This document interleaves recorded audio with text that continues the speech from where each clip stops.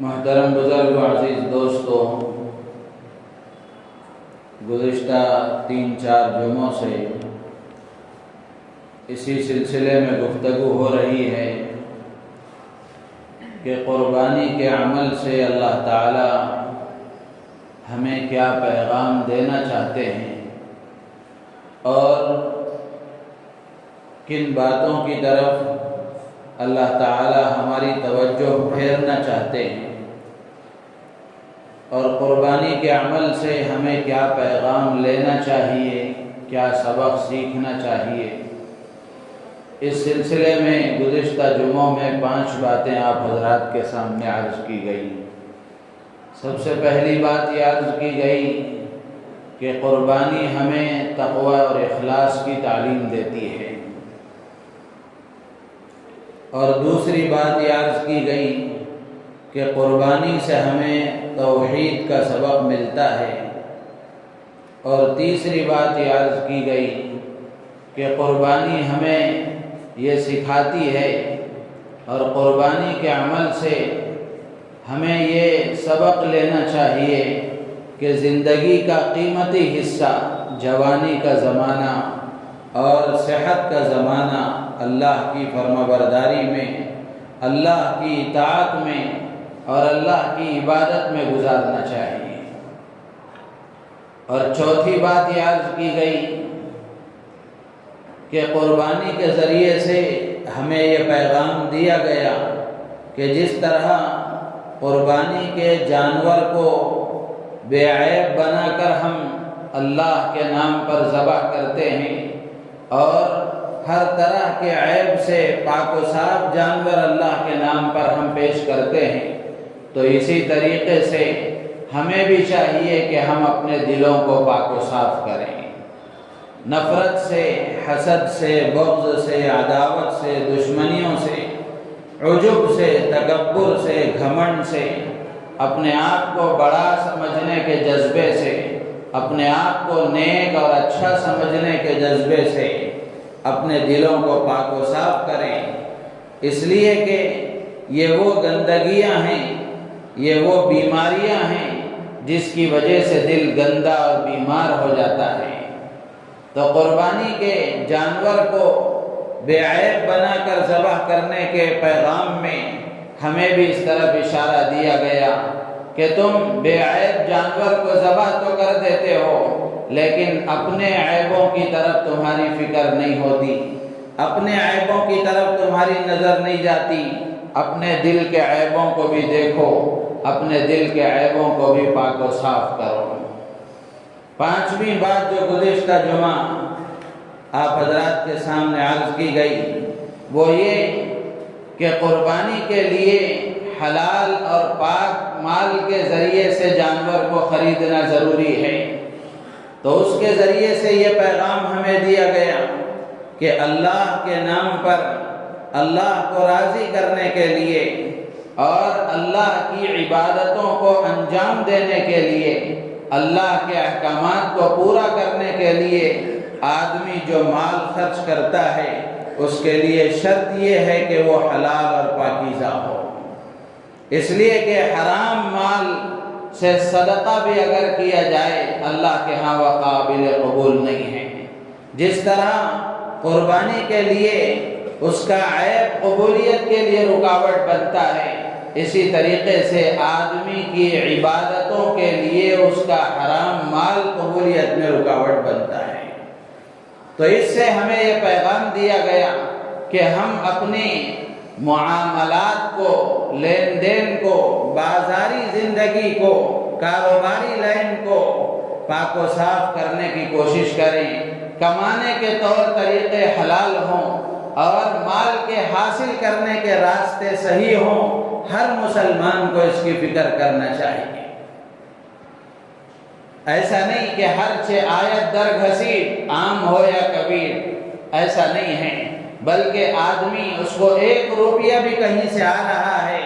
اور تھوڑا سا بھی مال کہیں سے اس کو حاصل ہو رہا ہے تو مسلمان کو یہ فکر ہونی چاہیے کہ یہ مال جہاں سے آ رہا ہے، یہاں سے آ رہا ہے تو مجھے لینا صحیح ہے کہ نہیں ہے۔ آدمی کو اس کا مسئلہ معلوم تاکہ روزی حلال ہو، لقمہ حلال ہو، غذا حلال ہو، جس کے نتیجے میں اس کے بدن سے نکلنے والے، اس کے اعضاء و جوارح سے صادر ہونے والے اعمال بھی صحیح ہوں اور اللہ کو راضی کرنے والے ہوں۔ حلال اور طیب اور پاک مال کا یہ اثر ہوتا ہے کہ حلال غذا جب آدمی کے پیٹ میں جاتی ہے، حلال مال جب آدمی استعمال کرتا ہے اور حلال مال کے ذریعے سے چیزوں کو استعمال کرتا ہے تو اس کے نتیجے میں اسے شکر کی توفیق نصیب ہوتی ہے، اللہ کو راضی کرنے والی جگہوں پر اس کا مال خرچ ہوتا ہے۔ اور اگر اس کے مقابلے میں اگر روزی حرام ہو، غذا حرام ہو، تو اس کا بھی اثر ہوتا ہے کہ آدمی کا دل اللہ کی عبادت میں نہیں لگتا، اچھے کام اسے اچھے نہیں لگتے، اچھی باتیں اس کو اچھی نہیں لگتی، اور اچھی باتیں بتانے والے اس کو اچھے نہیں لگتے، اچھی باتوں کے سننے کو اس کا جی نہیں چاہتا، اچھے کام کرنے کے لیے اس کی طبیعت آمادہ نہیں ہوتی، اور اللہ کو راضی کرنے والی جگہوں پر اس کا مال خرچ ہونے کے بجائے اللہ کو ناراض کرنے والے کاموں میں وہ اپنا مال لوٹاتا ہے۔ تو اس لیے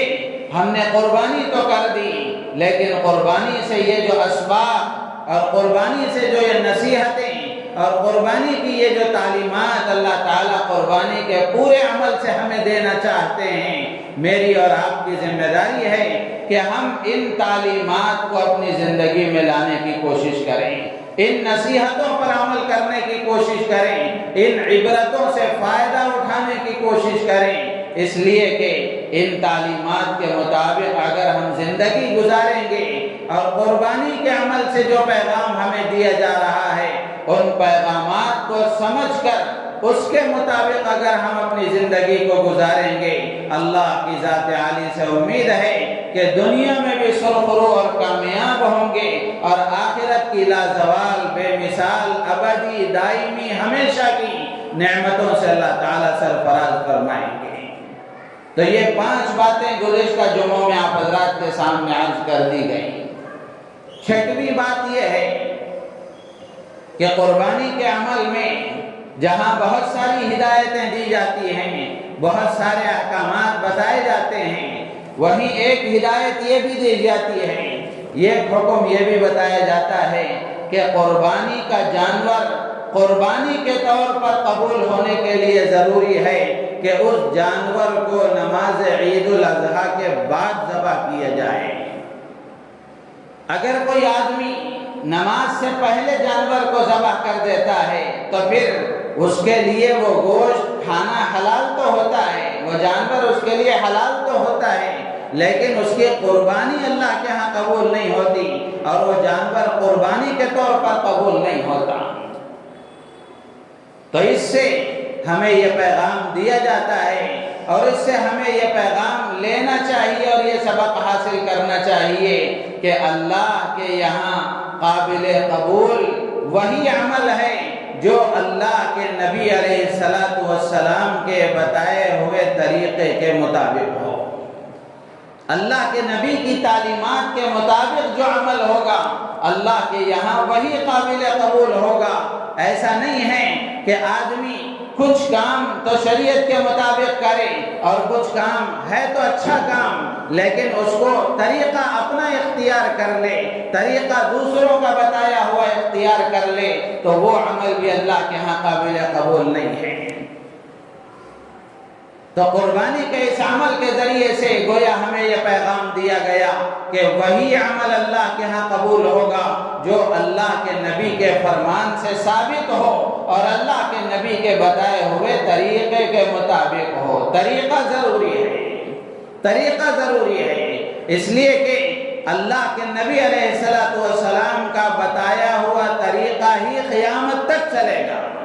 ایسا نہیں ہے کہ پہلے وہ زمانہ تھا اب یہ زمانہ ہے، کچھ لیٹسٹ اور اپڈیٹ ہونا چاہیے جیسے اور چیزوں میں ہوتا ہے۔ شریعت میں کوئی اپڈیٹ نہیں ہے، شریعت جو 1400 سال پہلے تھی قیامت تک کے لیے وہی شریعت رہے گی، اس لیے کہ شریعت کے جو احکامات ہیں وہ انسان کی فطرت کے مطابق ہیں اور فطرت بدلہ نہیں کرتی۔ فطرت نہیں بدلا کرتی. آدمی کی عادتیں بدل سکتی ہیں، حالتیں بدل سکتی ہیں، فطرت نہیں بدلا کرتی. فطرت جو اللہ نے انسان کی بنائی ہے اسی فطرت کے مطابق اللہ نے شریعت دی ہے اور شریعت کے احکامات دیے ہیں. تو 1400 سال پہلے جو حکم دیا گیا قیامت کی صبح تک بھی وہی حکم چلے گا، وہی طریقہ چلے گا. اسی طریقے کے ماننے میں ہماری کامیابی ہوگی اور اسی طریقے کے مطابق عمل کرنے پر اللہ کے ہاں وہ عمل قابل قبول ہوگا. روایتوں میں آتا ہے حضرت براء ابن عازب رضی اللہ تعالیٰ عنہ ایک صحابی ہیں، ان کے ماموں یا خالو نے عید الاضحیٰ کے دن نماز عید سے پہلے اپنے جانور کو ذبح کر دیا. پھر اللہ کے نبی علیہ السلام کی خدمت میں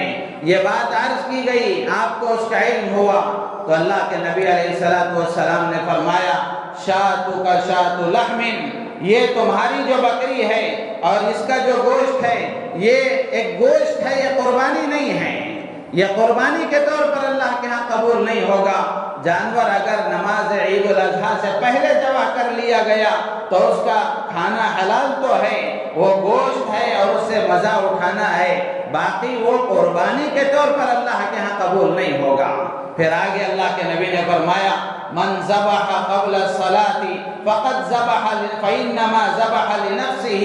ومن ذبح بعد الصلاة فقد تم نسكه وأصاب سنة المسلمين أو كما قال عليه الصلاة والسلام. اللہ کے نبی نے فرمایا کہ جو آدمی نماز سے پہلے اپنا جانور ذبح کر لیتا ہے وہ اپنے لیے ذبح کر رہا ہے، اور نماز کے بعد جو جانور ذبح کرتا ہے وہ اس کی قربانی کا عمل پورا ہوتا ہے. اور مسلمانوں کو جو طریقہ بتایا گیا قربانی کا اس طریقے کے مطابق وہ عمل کرنے والا شمار کیا جائے گا.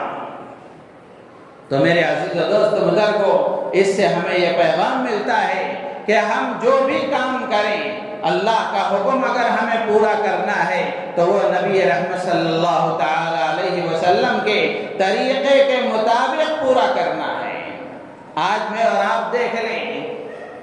ہماری خوشیوں کے موقع پر، ہمارے غم کے موقع پر یا اور دوسری جگہوں کے موقع پر آدمی اپنے نفس کو شامل کر لیتا ہے. حکم تو ہے اللہ کا، جیسے مثال کے طور پر وراثت کا مسئلہ ہے، وراثت کا مسئلہ ہے. اب اس میں لڑکے کے لیے 2 حصے مقرر کیے گئے، لڑکی کے لیے 1 حصہ مقرر کیا گیا. اب آدمی یہ کہے کہ نہیں برابر سرابر دینا چاہیے. آپ کو وراثت اللہ کے حکم کی وجہ سے ملی ہے، آپ کو وراثت اللہ کے طے کرنے کی وجہ سے ملی ہے، تو اللہ تبارک و تعالی نے جیسا طے فرمایا ہے ویسا لینا چاہیے. اللہ نے جیسا حکم دیا ہے ویسے اس کو استعمال کرنا چاہیے. اب اگر کوئی آدمی کہے کہ نہیں لڑکے کو 2 حصے نہیں دیے جائیں گے، لڑکی کو 1 حصہ نہیں بلکہ برابر سرابر سب کو 1 ہی حصہ دیا جائے گا، اگر کوئی آدمی یہ کہتا ہے تو یہ اس کی منمانی ہے، اللہ کے حکم میں دخل اندازی ہے. تو میرے عزیز و دوست بزرگوں، اسی طرح آپ اور دوسری چیزوں میں استعمال کر لیں. کاروبار آدمی کر رہا ہے، کاروبار آدمی کر رہا ہے تو اس میں لین دین میں کسی طرح کی دھوکے بازی سے، جھوٹ سے، غبن سے اللہ کے نبی علیہ السلام نے منع فرمایا. اب اگر آدمی کہے سود سے اللہ کے نبی نے منع فرمایا. اب اگر آدمی کہے کہ یہ اس وقت کا ماحول تھا، اب کے ماحول میں سود کے بغیر کیسے چلے گا، جھوٹ کے بغیر کیسے چلے گا، لوٹ گھسوٹ کے بغیر کیسے چلے گا، دھوکہ دیے بغیر کاروبار ترقی کیسے کرے گا، اگر آدمی یہ کہتا ہے تو یہ اس کی عقل کی کمی ہے. شریعت تو اپنی جگہ مکمل ہے، شریعت تو اپنی جگہ مکمل ہے، اور کاروبار ترقی اسی وقت کرے گا جب شریعت کے اصولوں کے مطابق کیا جائے. اور قیامت کی صبح تک کے لیے شریعت جوان ہے، زندہ ہے. ایسا نہیں ہے کہ پہلے اس وقت ایسا تھا اب اس میں کچھ کمی آ گئی، ایسا نہیں ہے. میرے عزیز و دوست بزرگوں، آج بھی دنیا کی قوموں میں آپ دیکھ لیں، ہمارے پڑوس کے ملکوں میں ہم آج اندازہ کر کے دیکھ لیں، جہاں اسلامی اصولوں کے مطابق عمل ہو رہا ہے، اللہ تبارک و تعالیٰ انہیں کیسی ترقی دے رہے ہیں. آج بھی یہ چیزیں آنکھوں سے دیکھنے کو ملتی ہیں. تو اس لیے قربانی تو ہم نے کر لی، لیکن قربانی کے اس پیغام کو نظر انداز نہیں کرنا چاہیے۔ قربانی کا یہ عمل ہمیں یہ پیغام دے رہا ہے کہ ہم جو بھی کام کریں، اللہ کا جو بھی حکم پورا کریں، اس کے لیے طریقہ رسول اللہ صلی اللہ علیہ وسلم کا ہونا چاہیے۔ اللہ کے نبی کے طریقے کے مطابق جو عمل کیا جائے گا وہی عمل اللہ کے ہاں قابل قبول ہوگا۔ تو یہ چھٹواں پیغام ہے جو ہمیں اپنے دل و دماغ میں بٹھانا چاہیے، اور زندگی کے ہر موڑ پر، ہر موقع پر ہمیں اس کے مطابق عمل کرنا چاہیے۔ اس کے مطابق عمل کریں گے، اللہ کی ذات عالی سے امید ہے کہ ہمارے اعمال اللہ کے ہاں قابل قبول ہوں گے۔ ساتویں بات علماء نے لکھی ہے کہ قربانی کے عمل سے ہمیں یہ پیغام دیا جاتا ہے، جیسے آدمی قربانی کے جانور کو لٹاتا ہے، چھری چلاتا ہے، ذبح کرتا ہے، قربانی کا جانور اپنی گردن کٹا دیتا ہے اللہ کے حکم پر، اور اللہ کے نام پر اپنے آپ کو قربان کر دیتا ہے، تو یہ قربان ہونے والا جانور قربانی کرنے والے کو یہ پیغام دے کر جاتا ہے کہ میں نے اپنے آپ کو قربان کر لیا، اپنی گردن کو کٹا لیا، کیا تم نے بھی اپنے آپ کو، اپنی برے اعمال کو، اپنی بری خواہشات کو، اپنی نافرمانیوں کو اللہ کے نام پر قربان کرنے کا فیصلہ لے لیا کہ نہیں لیا؟ یہ قربانی کا جانور پیغام دے کر جاتا ہے۔ میرے عزیز و دوست بزرگوں، جانور تو ہم نے ذبح کر لیا، لیکن ہماری بری عادتیں ہم چھوڑنے کے لیے تیار نہیں ہیں، ہماری غلط حرکتوں سے توبہ کرنے کے لیے تیار نہیں ہیں، ہماری غلط خواہشات سے باز آنے کے لیے تیار نہیں ہیں، تو پھر یہ قربانی کے عمل کو ہم کر کے بھی قربانی کے پیغام کو نظر انداز کرنے والے ہو گئے۔ میرے عزیز و دوست بزرگوں، اللہ کے حکم کے آگے اپنے آپ کو ذبح کر دینا، اپنے آپ کو قربان کر دینا، اپنی خواہشات کو ذبح کر دینا، اپنی خواہشات کو قربان کر دینا، یہ قربانی کا جانور پیغام دے کر جاتا ہے۔ اور اللہ کے نبی علیہ السلام نے فرمایا کہ ایک ایمان والے کی شان یہی ہے اور ایک مومن کی پہچان یہی ہے کہ مومن اللہ کے حکم کے آگے اپنا سر جھکا دیتا ہے، اللہ کے حکم کے آگے اپنی خواہشات کو قربان کر دیتا ہے، اللہ کے حکم کے آگے اپنا سب کچھ لٹانے کے لیے تیار ہو جاتا ہے۔ جس کے اندر یہ جذبہ ہے وہ ایمان والا کہلائے جانے کے مستحق ہے۔ اللہ کے نبی علیہ السلام نے حدیث میں فرمایا، لا یؤمن احدکم حتی یکون ہواہ تبعا لما جئت بہ۔ اللہ کے نبی فرماتے ہیں کہ تم میں سے کوئی آدمی اس وقت تک ایمان والا کہلائے جانے کا حقدار نہیں ہے، اس کے ایمان میں کمال اس وقت تک آ نہیں سکتا جب تک کہ اس کی خواہشات، اس کی تمنائیں، اس کی آرزویں اس دین کے تابع نہ ہو جائیں جس کو میں لے کر آیا ہوں۔